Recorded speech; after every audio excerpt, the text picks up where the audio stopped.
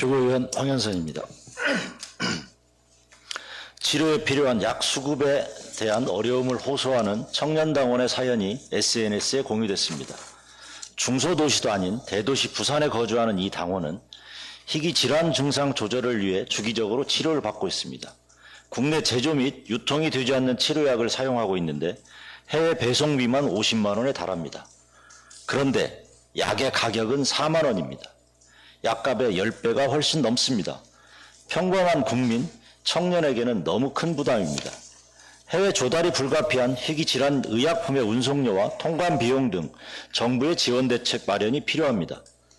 치료를 받으면 일상생활이 가능하고 건강을 회복할 수 있다면 환자 수를 더 낳아 당연히 검토해야 할 정책입니다. 해외 조달 의약품 대부분은 국내에서 제조했을 때 공급 대비 수요가 적은 경제성에 좌우됩니다. 국가가 나서야 할 또 하나의 사각지대임이 분명합니다. 환자가 적다고 국가의 책임까지 작아져서는 안 될 것입니다. 한 사람의 생명을 구하기 위해 소방관은 화마 속으로 들어갑니다. 단 한 명의 국민을 구하기 위해 군인은 목숨을 걸고 적진으로 들어갑니다. 국가가 국민 곁에 있다는 증거입니다. 국가는 국민을 지키기 위해 존재하는 것입니다. 국민의 생명 앞에 계산기는 필요 없습니다. 사회권 선진국은 거창한 구호가 아닙니다. 집이 필요한 국민이 집에 머물 수 있도록, 약이 필요한 환자가 치료를 받을 수 있도록 보장하는 것입니다. 국가가 내 곁에 있다는 사실을 증명하는 것이 나라입니다. 권리를 선언하는 데 머물지 않고 국민의 하루를 지켜주는 나라, 그것이 조국혁신당이 만들고자 하는 사회권 선진국일 것입니다. 주택정책에 대해 한마디 하지 않을 수 없습니다. 정책은 누구를 위한 것인가 따져보지 않을 수 없습니다. 정책은 국민의 삶이 실제로 어떻게 달라졌는가, 국민에게 절실한 것은 국가가 어떻게 책임지는가로 평가됩니다. 이번에도 부동산 정책은 실수요자 중심이 아닌 집을 가진 자에게 초점을 맞췄습니다.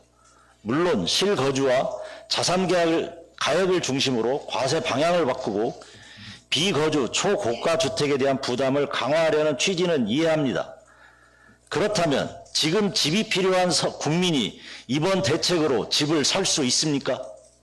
서민과 2030 세대에게 내 집 마련에 주거 사다리가 생겼습니까? 이번 세제 개편은 높은 집값을 낮추는 정책이라기보다는 현재의 높은 집값을 전제로 한 세 부담만 조정한 것에 불과합니다. 지금 서울은 토지거래 허가제 등 실거주 의무 부여로 전월세난이 이미 심화됐습니다. 8월 5일 기준 서울 아파트 전세 매물수는 2만 803건으로 1년 전에 비해 2,000세대 가까이 줄었습니다. 서울 아파트 평균 가격은 역대 최초로 7억 원을 넘겼습니다. 빈틈 많은 세대 정책이 오히려 또 다른 주택 가격 상승을 더 부채질하는 상황은 예측이 아닌 이미 현실이 되었습니다. 무주택자는 집을 못 사고 세입자는 월세를 감당 못하는 수준이 됐습니다. 정부가 공급 확대 대신 세금 강화에 의존하면서 무주택 서민과 청년층의 피해는 이미 시작됐습니다. 특히 결혼, 출산, 육아 등으로 주거 선택이 본격화되는 젊은 세대는 무주택자 주거 사다리가 끊어졌다고까지 비판합니다. 세금의 빈틈은 시장이 반드시 찾아냅니다. 그리고 그 대가는 집 없는 국민이 치릅니다. 세금만으로 집값을 잡을 수 없다는 사실은 이미 여러 정부를 거쳐 충분히 확인했습니다. 공급에 대한 신뢰와 주거 사다리를 복원할 정책이 뒷받침되지 않는다면 아무리 세제를 손봐도 백약이 무효합니다. 국민이 기대한 것은 이재명 정부다운 과감하고 시원한 해법이었습니다. 국민이 믿고 기다린 것은 이재명 정부가 핵심으로 내세운 공급 확대였습니다.